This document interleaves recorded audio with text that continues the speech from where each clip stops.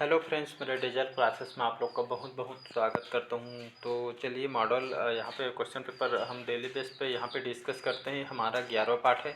बाकी 10 पार्ट मैंने मेरे प्लेलिस्ट में डाल दिए हूँ। जाकर नहीं देखोगे जाकर देख सकते हैं। मैं उन्हीं क्वेश्चन यहाँ पे लाया हूँ जो आपके एग्जाम में बार बार रिपीट करता है और आपके एग्जाम पे बेस पे इंपॉर्टेंट क्वेश्चन को मैं लेकर आया हूँ जो आपके हर एग्जाम के लिए इंपॉर्टेंट है। चाहे आप कोई भी एग्जाम की तैयारी कर रहे होंगे, चाहे पीएससी का हो, व्यापम का हो, चाहे एसएससी का हो, चाहे कोई भी गवर्नमेंट का एग्जाम, चाहे स्टेट का हो, चाहे सेंट्रल गवर्नमेंट, सभी एग्जाम के लिए यहाँ पे इम्पोर्टेंट है। अब मैं उन्हीं क्वेश्चन को लेकर आऊँ जो आपके एग्जाम में डायरेक्ट क्वेश्चन पूछा जाता है। तो स्टार्ट करते हैं आज का सेशन। अगर पहली बार मेरे चैनल में आया हो, चैनल को सब्सक्राइब करके रख लीजिएगा ताकि आप तक नोटिफिकेशन पहुँच पाए। तो स्टार्ट करते हैं आज का सेशन। और अगर आप बाकी जो वीडियो को नहीं देखोगे जाके देख सकते हैं, प्ले लिस्ट में डला है। तो स्टार्ट करते हैं। भारतीय संघवाद की सहकारी जो संघवाद किसने कहा था? तो जी ऑस्टिन ने, के.सी. वीआर ने, आपके डी बसु ने, आपके सर आइवर जेनिंग्स ने।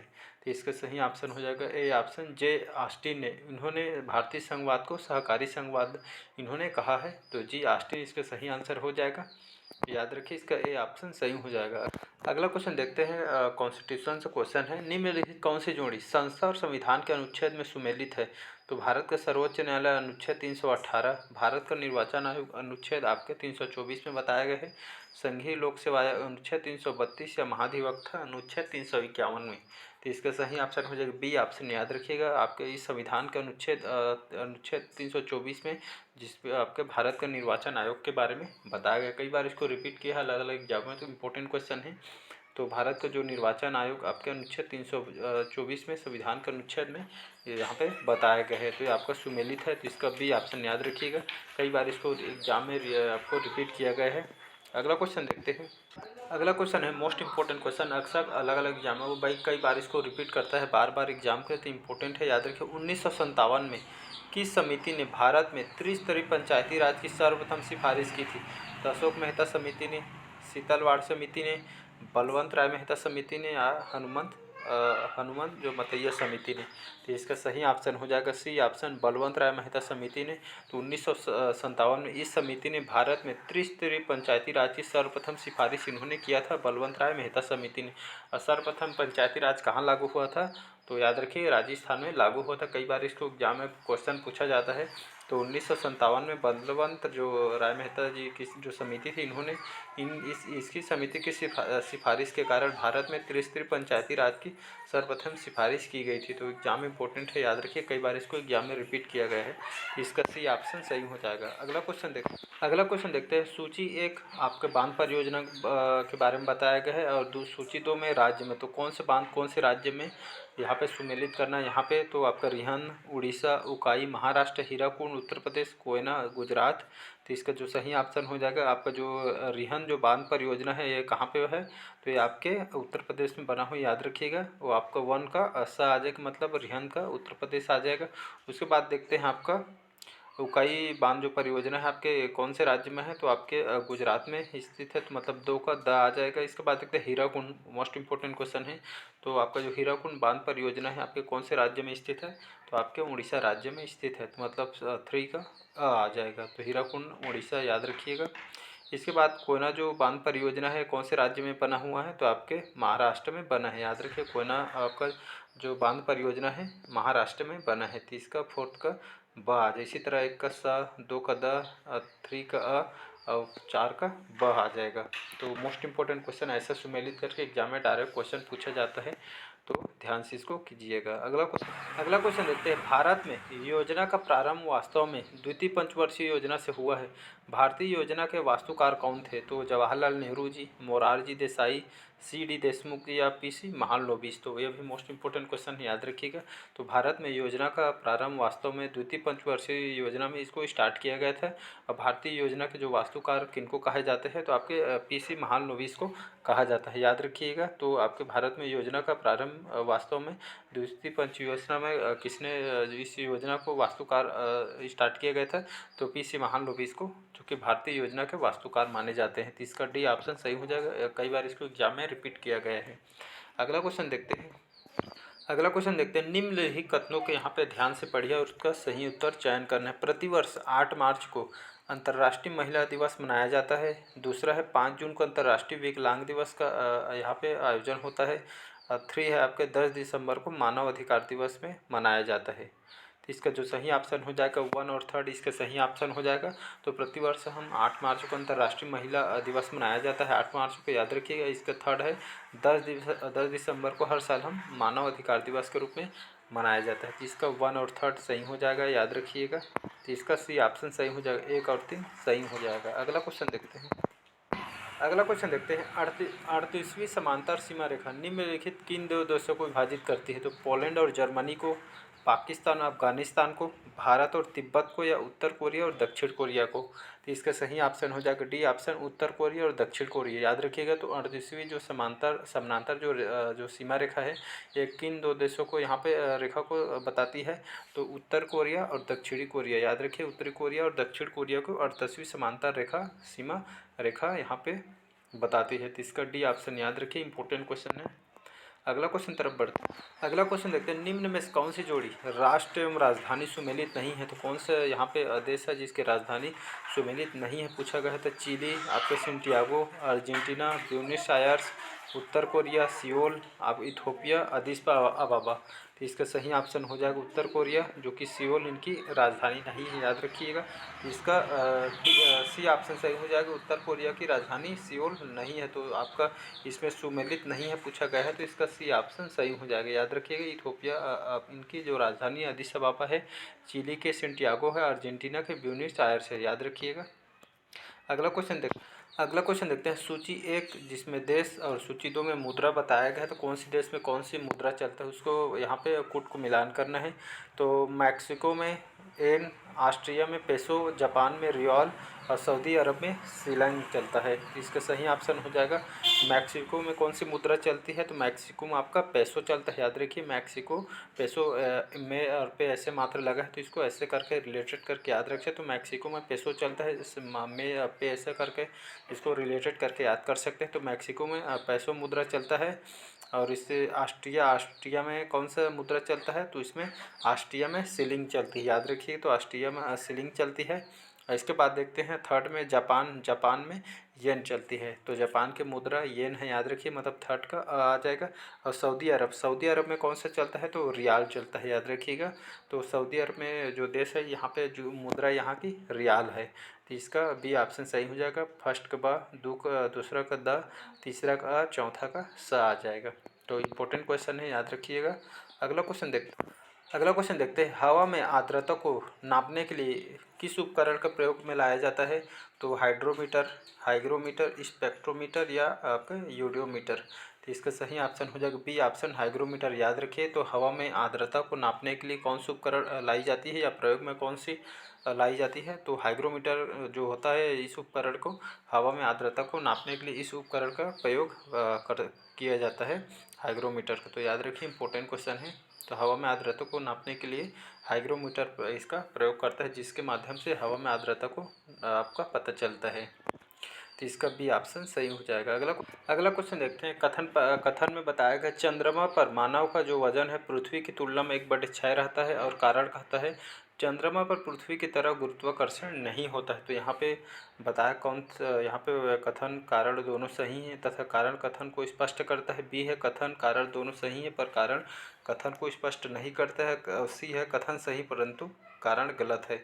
तो इसका सी ऑप्शन सही हो जाएगा। चंद्रमा पर जब मानव का वजन पृथ्वी की तुलना में 1/6 रहता है। तो इसका कथन पहला जो कथन है सही हो जाएगा। जो बाकी जो कारण है चंद्रमा पर पृथ्वी की तरह गुरुत्वाकर्षण नहीं होता, ये आपका कारण गलत हो जाएगा।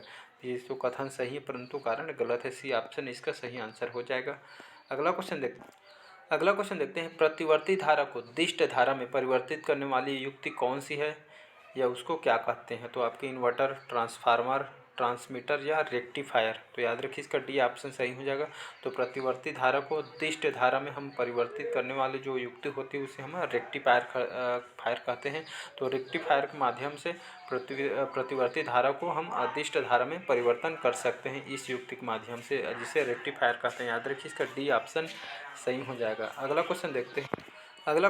निम्नलिखित कौन सी जोड़ी सुमेलित है? शब्द अर्थ यहाँ पे तो आपका लेक्सिकोग्राफी, शब्दकोश का संकलन, फिलोलॉजी डाक टिकटों का संग्रह, एंटोमोलॉजी मानव शरीर का अध्ययन किया जाता है, या आइकोनोग्राफी जिसमें कीट पतंगों का इसमें अध्ययन किया जाता है। तो इसका जो सही ऑप्शन हो जाएगा यहाँ पे कौन सा सुमेलित है, कौन सी जोड़ी यहाँ पे बोला गया है, तो इसका सही ऑप्शन हो जाएगा लेक्सिकोग्राफिक माध्यम से हम शब्दकोश का संकलन करते हैं, उनकी गणना करते हैं। तो याद रखिएगा लेक्सिकोग्राफिक हिसाब से हम शब्दकोश की संकलन का गणना करते हैं।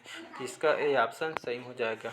अगला क्वेश्चन तरफ बढ़ते अगला क्वेश्चन देखते हैं। सूची वैज्ञानिक और सूची 2 में आविष्कार से बताया गया, तो कौन से वैज्ञानिक जो वैज्ञानिक है कौन सा आविष्कार किया यहाँ पे बताया। Rutherford, powerloom, Alfred Nobel, telephone, आपका Cartwright, dynamite, Graham Bell, atom bomb का इन्होंने आविष्कार किया है। तो इसका जो सही ऑप्शन हो जाएगा, हम यहाँ पे मैच करेंगे तो पहला का जो रदरफोर्ड है, तो ये रदरफोर्ड का, तो आपके जो रदरफोर्ड है इसका आविष्कार कौन से वैज्ञानिक ने किया है, रदरफोर्ड का। तो इसका सही ऑप्शन हो जाएगा एटम बम। याद रखिएगा पहला का द आ जाएगा। इसके बाद अल्फ्रेड नोबेल जो वैज्ञानिक थे, जो वैज्ञानिक थे इन्होंने किसका आविष्कार किया है, तो इसका सा ऑप्शन सही हो जाएगा डायनामाइट। याद रखिए कई बार इसको एग्जाम में पूछा जाता है, तो अल्फ्रेड नोबेल ने डायनामाइट का इन्होंने आविष्कार किया था। इसके बाद देखते हैं कार्टराइट, तो कार्टराइट का आ जाएगा आपका पावरलूम। याद रखिए कार्टराइट जो वैज्ञानिक थे इन्होंने पावरलूम का आविष्कार इन्होंने किया है। चौथा आ जाता है ग्राहम बेल।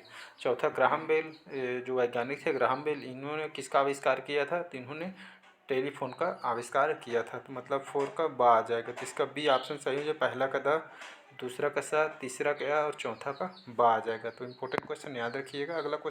अगला क्वेश्चन देखते हैं। निम्नलिखित कौन सा कथन बलबन के संबंध में सही नहीं है। तो जो बलबन थे उनके जो बलबन के शासक थे इनके संबंध में सही नहीं है पूछा गया है। तो उसने नियाबत एक खुदाई के सिद्धांत का प्रतिपादन किया था। बी है इसने इक्तदारी व्यवस्था का आरंभ किया था। या सी है उसने तुर्कान ए चहलगानी का प्रभाव समाप्त किया था। या डी है उसने बंगाल को विद्रोह का इन्होंने दमन किया था। तो बलबन के यहाँ पे जो कथन बताया गया है इसका जो कथन संबंध सही नहीं है पूछा गया है, तो इसका बी ऑप्शन सही हो जाएगा। तो बलबन के द्वारा यहाँ पे उसने इक्तदारी व्यवस्था का आरंभ इन्होंने किया था, जो कि सही नहीं है। तो इसका बी ऑप्शन सही हो जाए। बलबन के द्वारा उन्हें इक्तदारी व्यवस्था का आरंभ किया था, तो इन्होंने नहीं किया था। याद रखिए इसका बी ऑप्शन सही नहीं है। बाकी ए, सी और डी सही आंसर हो जाएगा। अगला क्वेश्चन देखते हैं। विजयनगर के किस शासक ने चीन के सम्राट के पास अपना राजदूत भेजा था। तो हरिहर प्रथम, बुक्का प्रथम, कृष्णदेवराय या सालू नरसिंह के। तो इसका सही ऑप्शन हो जाएगा बी ऑप्शन बुक्का प्रथम। तो विजयनगर के आपके जो बुक्का प्रथम शासक थे इनके द्वारा चीन के सम्राट के पास इन्होंने राजदूत भेजा था आपके बुक्का प्रथम ने, जो कि विजयनगर के बहुत ही विख्यात शासक थे। तो चीन के पास सम्राट अपना राजदूत भेजा था बुक्का प्रथम ने। तो इसका बी ऑप्शन सही हो जाएगा। अगला क्वेश्चन देखते हैं। मुगल काल निम्न युद्धों को काल यहाँ पे क्रमानुसार व्यवस्थित है। तो मुगल काल के जितने भी युद्ध हुए हैं उसको यहाँ पे व्यवस्थित करना है। तो घाघरा के युद्ध, इसके बाद खानवा के युद्ध, चौसा के युद्ध या सामूगढ़ के युद्ध। तो इसका जो सही ऑप्शन हो जाएगा मुगल काल में कौन कौन से युद्धों को यहाँ पे क्रमानुसार जमाना है। तो मुगल काल में अब जो कौन सा पहला युद्ध है, तो खानवा का युद्ध पहला हुआ था, 2 आ जाएगा खानवा का युद्ध। इसके बाद घाघरा का युद्ध, खानवा के युद्ध के बाद आपका घाघरा का युद्ध 2, इसके बाद 1, इसके बाद आ जाएगा पर चौसा का युद्ध, फिर आपका लास्ट में सामूगढ़ के युद्ध। तो फिर से मैं इसको रिपीट कर रहा हूँ। जो मुगल काल में जो युद्ध हुए हैं, तो आपका खानवा का युद्ध, फिर घाघरा का युद्ध, फिर आपका थर्ड में आ जाएगा चौसा का युद्ध, फिर लास्ट में आ जाएगा सामूगढ़ का युद्ध। तो याद रखिएगा इसका 2, 1, 3, 4 इसका सही आंसर हो जाएगा। अगला क्वेश्चन देखते हैं। सूची 1 मुगल शासक के बारे में बताया है। सूची 2 में मकबरे का स्थान, तो कौन से मुगल शासक जिनका मकबरा यहाँ पे जो कि किस स्थान पे है यहाँ पे पूछा गया है। तो बाबर, दिल्ली, हुमायूं, काबुल, अकबर, लाहौर में या जहांगीर, सिकंदर का। तो इसका आपका जो मुगल शासक मकबरे का जो मिलान करना है, तो आपका जो बाबर थे, तो बाबर जो मुगल शासक थे इनके मकबरे कहाँ स्थित है। तो इनका जो मकबरा है आपके काबुल में, बाबर का काबुल में बना है। याद रखिए मकबरा इनका। इसके बाद देखते हैं हुमायूं जो मुगल शासक थे इनको मकबरा कहाँ बना है, तो आपके दिल्ली में बना है। याद रखिएगा। इसके बाद देखते हैं अकबर जो मुगल शासक थे इनका मकबरा कहाँ बना है, तो इनका मकबरा आपके सिकंदराबाद में बना है। तो इसका द आ जाएगा, थर्ड के द आ जाएगा। इसके बाद देखते हैं जहांगीर का जो मकबरा है कहाँ बना है, तो जहांगीर का मकबरा आपके लाहौर में बना है। तो इसका आपका पहला के बा आ जाएगा, इसके बाद दूसरा का आ जाएगा, तीसरा का आपका द आ जाएगा और चौथा फिर जहांगीर का मकबरा आपके कहाँ बना है, तो लाहौर में बना है, याद रखिएगा। इंपॉर्टेंट क्वेश्चन है। अगला क्वेश्चन देखिए, निम्नलिखित कौन सी जोड़ी गवर्नर जनरल और घटना, यहाँ पे कौन सी गवर्नर जनरल कौन सी घटना से सुमेलित है करना है। तो इसका आपका लाडा कार्नवालिस आपका रेगुलेटिंग एक्ट का लाडा विलजली स्थायी बंदोबस्त करवाया था, लाडा एलनबरा तो इसका सिंध का विलय करवाया था, या लाडा डलहौजी लाडा डलहौजी प्रथम अफगान युद्ध हुआ था। तो इसका सही ऑप्शन हो जाएगा सी ऑप्शन, सुमेलित है पूछा गया है। तो आपके जो गवर्नर जनरल थे आपका लॉर्ड एलनबरो, इन जो कि सिंध का विलय उन्हें इस घटना को अंजाम दिया था आपके लॉर्ड एलनबरो ने। तो सिंध का विलय इन्होंने करवाया था इस घटना को। तो इसका सी ऑप्शन सही हो जाएगा। अगला क्वेश्चन है मोस्ट इंपोर्टेंट क्वेश्चन है, निम्न में से कौन सी जोड़ी खेल मैदान और यहाँ पे शहर से सुमेलित नहीं है पूछा गया है। तो यहाँ पे ईडन गार्डन्स कोलकाता में है, वानखेड़ी स्टेडियम मुंबई में है, चिन्ना स्वामी जो स्टेडियम है चेन्नई में बना हुआ है, आपके ग्रीन पार्क आपके कानपुर में बना है। तो यहाँ पे सुमेलित नहीं है बोला गया। जब क्वेश्चन को एग्जाम टाइम पढ़ते हैं तो इस है और नहीं को खास करके ध्यान दीजिए। क्या है, जल्दी जल्दी के चक्कर में हम इसको अच्छे से पढ़ नहीं पाते और हमारा क्वेश्चन कई बार गलत हो जाता है। तो इसको खास करके याद रखिएगा। तो इसका जो सी ऑप्शन है, चिन्ना जो स्वामी स्टेडियम है आपके चेन्नई में नहीं बना है, याद रखिएगा। बाकी ईडन गार्डन्स कोलकाता में स्थित है, वानखेड़ी स्टेडियम मुंबई में है, जहाँ पे सचिन तेंदुलकर ने अपना संन्यास लेने के पहले लास्ट बार वानखेड़ी स्टेडियम इस स्टेडियम में खोला गया था, मुंबई में है। एग्जाम में क्वेश्चन पूछा जाता है। और आपका जो ग्रीन पार्क है आपके आपके कानपुर में स्थित है। तो इसका जो चिन्ना स्वामी स्टेडियम है इसका सुमेलित नहीं है, याद रखिएगा। अगला क्वेश्चन देखते हैं। हमारा लास्ट क्वेश्चन है, निम्नलिखित कौन सी जोड़ी झील और राज्य से सुमेलित है। तो कौन सा झील कौन से राज्य में सुमेलित है, यहाँ पे करना है, मैच करना है। लोकटक मणिपुर, उदय सागर आंध्र प्रदेश, डिडवाना हरियाणा, कोलेरू उड़ीसा। तो इस यहाँ पे कौन सा झील राज्य में सुमेलित है। तो आपका जो लोकटक झील है यहाँ पे मणिपुर राज्य में स्थित है, याद रखिएगा। इसका ए ऑप्शन सही है, सुमेलित करना था। तो लोकटक झील आपके कौन से राज्य में स्थित है, तो आपके मणिपुर में स्थित है। कई बार इसको एग्जाम में रिपीट किया है। तो इसका पहला सही आंसर ए ऑप्शन सही हो जाएगा। तो आज का सेशन कैसा लगा कमेंट करके ज़रूर बताइएगा। और अगर आप मेरे चैनल पहले बार आए हो, चैनल को सब्सक्राइब करके रख लीजिए, जहाँ पे मैं उन्हीं क्वेश्चन को कराता हूँ जो आपके एग्ज़ाम में इंपॉर्टेंट हो सकता है और आपके एग्ज़ाम के लिए बहुत ही हेल्पफुल हो। तो चलिए बस आज के लिए इतना ही, मिलते हैं नेक्स्ट पार्ट में। इसी तरह मैं मोस्ट इंपॉर्टेंट क्वेश्चन लेकर आऊँगा जो आपके एग्जाम पे बेस पे इंपॉर्टेंट हो। आपके पीएससी के एग्ज़ाम आने वाले हैं, उसके लिए बहुत ही ज़्यादा इंपॉर्टेंट है। बार बार इसको रिवाइज़ कीजिए। इसका जो आप पीडीएफ लेना चाहते हैं, मैं टेलीग्राम में अपना मेरा टेलीग्राम लिंक दे दूँगा, इसका पीडीएफ यहाँ पे मैं डाल दूँगा, वहाँ से आप प्राप्त कर सकते हो। उसको बार बार रिवाइज़ कीजिए, सारे क्वेश्चन इंपॉर्टेंट हैं। तो चलिए बस आज के लिए इतना ही, नेक्स्ट पार्ट में मिलते हैं। Thank you. कमेंट करके ज़रूर बताइए क्वेश्चन का लेवल कैसा था।